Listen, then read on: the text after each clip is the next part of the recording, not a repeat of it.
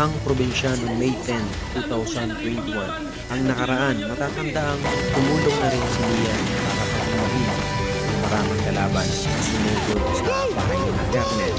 At yun na nga, naubos ni Cardo at Lia ang maraming kalaban.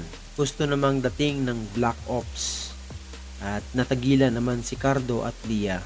At nang sumugod na ang Black Ops, in-stage na ni Cardo si Lia bilang pananggalang sa maraming kalaban. Biglang nagulat si Albert nang pinutukan ni Cardo si Lia.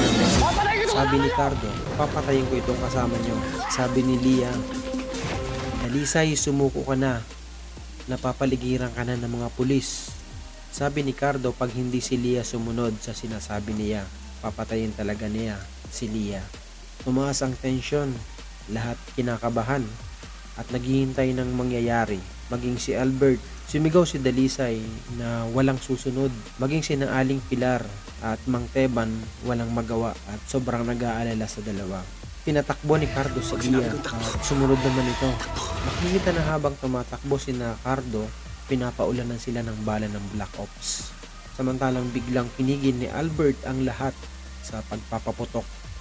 Baka daw matamaan si Lia. Patuloy ang labanan at patuloy ang pagsunod ng Black Ops kung saan pumunta si Cardo sa isang masukal na lugar. As usual, marami na namang nalaga sa Black Ops. Sabi ni Lia kay Cardo, sumuko na siya, parang awa na daw. Sabi ni Cardo kay Lia, naawa ba kayo sa asawa ko nung pinatay nyo at natulala lang si Lia?